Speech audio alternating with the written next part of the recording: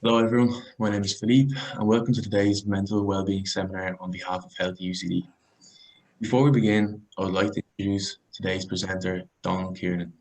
Donal is a student-focused addiction counsellor who is available for appointments through the Student Health Centre in UCD. Donal describes himself as a figure in UCD who does what he loves and loves what he is doing. Throughout the seminar, Donal will focus on two main topics: exam stress and worry, and the positive power of the word no. Finally, the remaining 10 minutes of the seminar have been allocated for answering any questions posted in the Q&A box on Healthy UCD's Instagram. So first, let us talk about a familiar topic to all students, which is exam stress and worry. As we all know, exam periods can be exhausting. However, there are ways of preparing, managing, and coping with exam stress. Thank you, Philippe, and thanks for that introduction. And I suppose just to slightly clarify, when I say I do what I love and I love what I'm doing, I really mean that. I do see myself as very privileged to work with young people.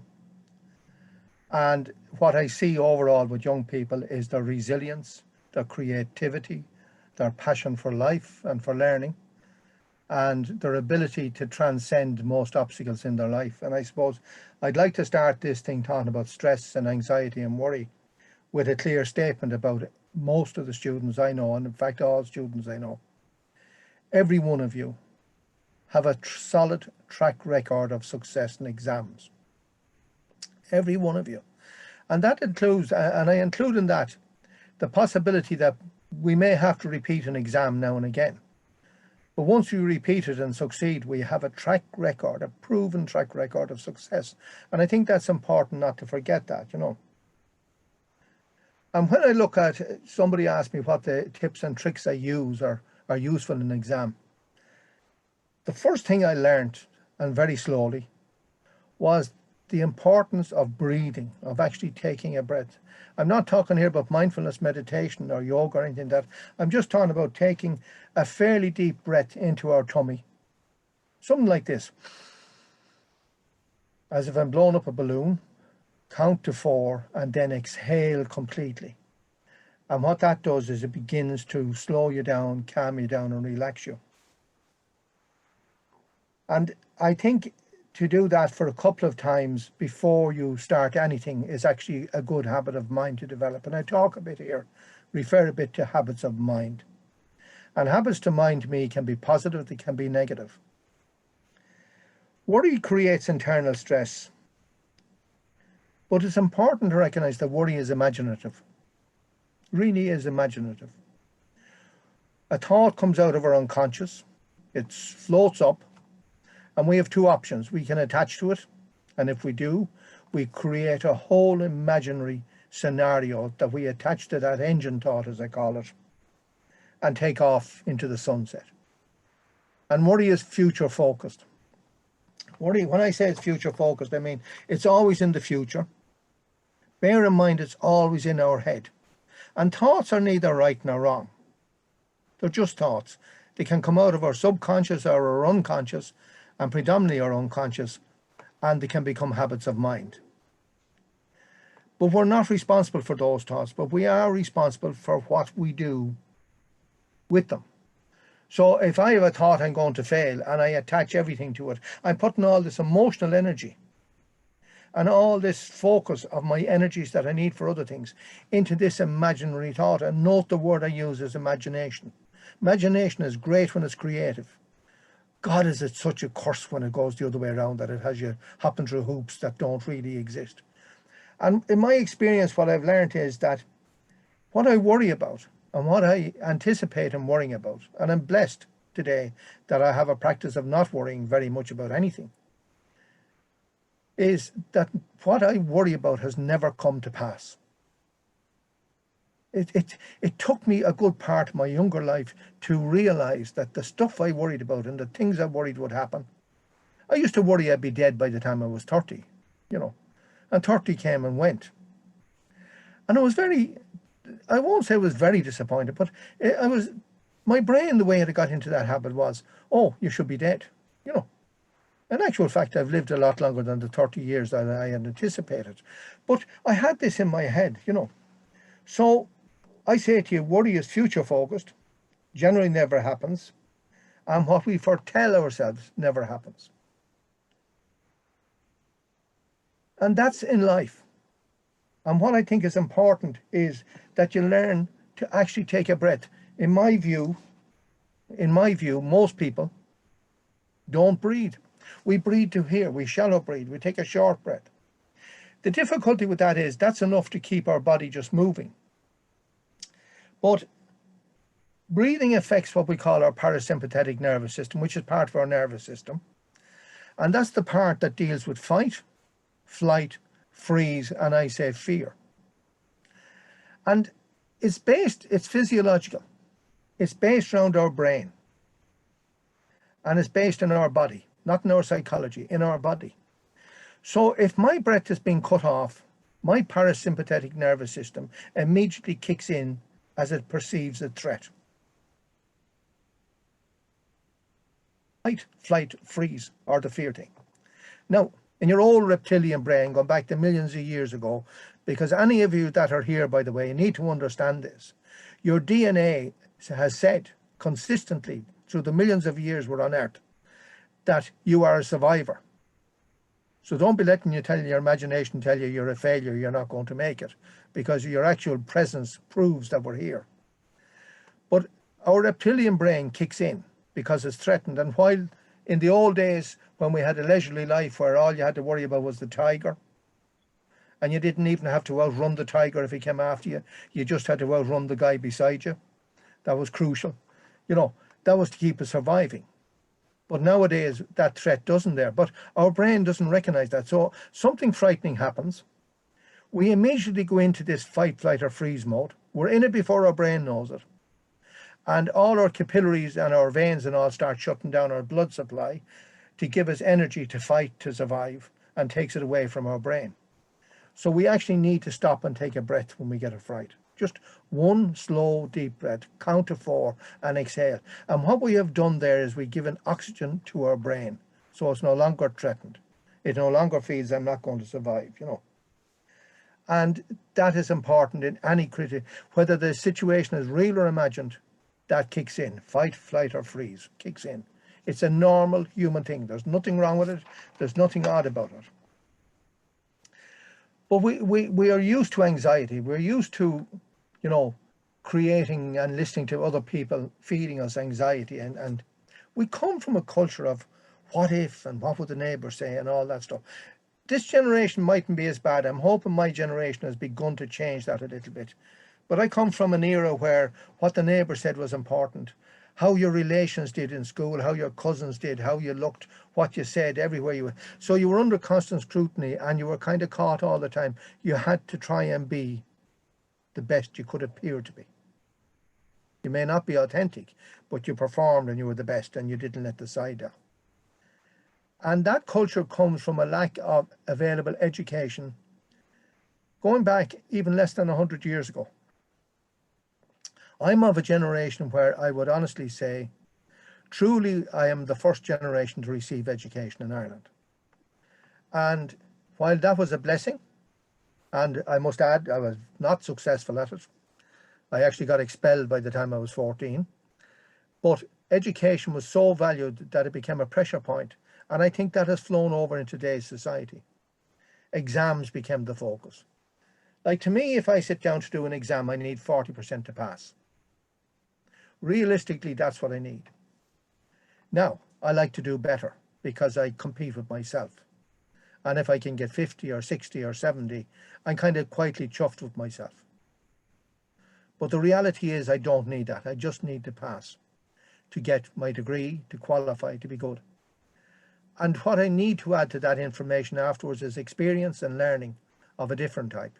And that gives us education. I kind of differ between information and education. I often say we are a third level institution of information, but we need to be a third level institution of education. So to me, if I'm going in to do something, I learn, what I've learned to do is I've learned to train my brain not to engage with the anxiety, not to engage with the worry, and not to feed it. And breathing is one part, but it's a bit like I'm sitting on a train And out of hand's reach, as you can see, just outside the window, out of hand's reach, are these thoughts going by. Now I can let them go by, because they're just thoughts, neither right nor wrong, like feelings, neither right nor wrong. They're just thoughts, and I don't have to attach them. But if I decide to open the window and grab one of them, I now have the source and the engine for my worry. So it is just waving them on, letting them go. One of the techniques I use is a thing called outspot. Now, it's a little bit off the radar and a bit odd. It's not in any theoretical book that I know of. I grew up in my granny's where it was a farm, and we had a little terrier dog, which was a working dog. Dogs were working dogs, they weren't pets. And this dog was never let in the house. Dog was called Spot. So every time Spot stuck his nose inside the door to see what was going on or to get in, somebody pushed him out with the toe of their shoe, and gently with the toe of their shoe, not roughly, and closed the door and said, "Out, Spot." So what I began to do was I began to apply this concept to thoughts that came up out of my unconscious, for which I'm not responsible. And I would either recognize that that's a thought and I'd wave it on, or outspot, and I'd give a wave of my hand. Now, the reason I wave my hand is I'm that kind of a learner. So the visual is important to me as well as the verbal. I'm kind of what they call a kinesthetic learner. And I think that's something all of you should find out. What kind of a learner are you best? Because it takes pressure off you if you know what your strengths are. Everybody else will tell you, go and strengthen your weak points. Grand, but not around exam time. You utilize the strongest assets you have around exam time. So I kicked that spot out. I kicked Spot out. That thought is gone. And I continuously did that for about 6 weeks, and I began to notice a change in me. I was no longer automatically connecting to the thought. I was observing the thought as it passed. And it is very like sitting on the train going by you, and actually going by you. And you don't get out to pet the cows and the sheep and the cattle and whatever else is out in the field along the railway track. Or you don't get out and hug the telegraph pole that's there. You just acknowledge it and it goes on. And you learn to do that with your thoughts. The other exercise that I developed for me, and I would like to accredit it to whoever it was, but I can't recall. But when my anxiety and my worry became intense and very powerful, I learned to get up in the room I was in, the space I was in, and I begin to externally describe to me what was in the room, what my feet on the floor felt like, and if I can do it here, I'll stand up and do it here. Don't mind the coast, but the table is here. I feel the table is smooth, it's cool. I can feel my finger sliding along it, so I wouldn't like to be trying to get a grip if I was falling. And I can feel the chair behind me as I sit back down. The chair is a wheelie chair, so I have to concentrate on moving. What can I not be doing when I'm describing all those things? I'm useless at multitasking. So my wife and everybody tells me. And I'm delighted in this case, because if I'm externalizing and describing about, I've come out of the worry, I've come out of the anxiety, and I'm beginning to break the habit. And to me, there's kind of a way that I talk about anxiety as reframing it, really stepping back and observationally looking at it and reframe it for what it is. This is just a thought. This is not real. This is my imagination being hijacked, by this thought and taking me off into a lot of worry and anxiety. This doesn't work overnight, and let's be under no illusion about that. I recovered the balance. That's the other R in that. I recovered the balance of mind. Now, there's times stuff will pop up, and indeed this morning earlier on, got a phone call and suddenly my mind went, and then I realized there's absolutely nothing I can do about that now. There is absolutely, I need to deliberately attend to this interview with you. That was what was scheduled. The other thing was out of the blue, nothing I can do about it right now. Probably will be nothing I can do about it this evening, but somebody else can deal with it. So I passed it on. And then there's my resilience, which all of you young people have. You have really good resilience, and I don't think you realize this. And I look at that resilience, and it gives me the commitment to practice, interrupting and disrupting my thoughts, my worry habits of mind, the loop that I get into, because there is a loop. There's triggers, and the triggers tend to kick you off. And for a while with triggers, they will kick off and you realize, oh, I'm doing this. And when you realize you're doing this, you stop and you begin again. I talk to people about a lot in the career I follow, and as somebody who says to me, I want to stop smoking, the philosophy I use then is not now, not now. And in other words, what I'm doing is fooling my brain that it's going to get a drag or a bit of graw, as I call it, from years back, of satisfaction of getting a puff. It's going to get that at some point, but I'm deferring it. And that's saying not now, not now. And I do that with the worry thoughts at times as well. I just defer them, not now, maybe later, not now, maybe later. Knowing at one level within myself that I will all the time today. I haven't smoked, I think it's in over 30 years. I haven't given up cigarettes. But on not now, I haven't smoked. Because every time I tried to give up something, I triggered myself into the sense of failure, the craving, the loss, the hunger, the satisfaction, all those euphoric feelings we associate with the first drag of a cigarette. And by the way, the first drag gives you relief. Every other puff after that creates anxiety because it's the toxin going into your body and your body automatically responds. So people think, oh, it relaxes me. Actually, I'd say to them, no, it doesn't. It gives you a temporary illusion of relaxation, but in fact ongoing. So by doing the triggers, by just pushing them back, and the behaviours, I think when we look at the behaviours of those triggers, our behaviours around worry is we ruminate, we talk to ourselves so negatively and so harshly. I often look back and think, had somebody else spoken to me the way I spoke to myself sometimes, they'd be sitting on their arse with a bloody nose, you know. But to me, oh no, I'm the worst in the world. You're an idiot, you know. Like, I was telling you about something else before we started, you know. And for a moment there, I at that moment in time, I was there, and the critic thought it had a field day in front of it. What effing kind of a gobshite are you, like, you know? And I had to cut it, even though I was in a lot of attention pain at the time. But I had to cut that because that would be part of what I think would come into it. So that's what I'm saying about anxiety, you know, is to stop the behavior and stop the payoff. I think I'm kind of watching the time. I don't know how we're doing on it, but I describe anxiety as a conspiracy theory against yourself. So we heard of QAnon, so everybody that's into anxiety has their own QAnon crowd. Geez, we have to depend on the old Americans for all these things. But it is that piece of it. So what do I do? How do I deal with exams? Because I think that's the important question here today to me. Before an exam, I have a ritual. No matter what exam I'm doing, I always tend to have my breakfast first. The first thing I do is eat, lads, because my body needs energy and my brain needs energy. And there's nothing as bad to me as sitting in an exam starving, because my attention has gone to what am I going to get to eat next. That's the first thing that happens. So eat enough to keep you going in it.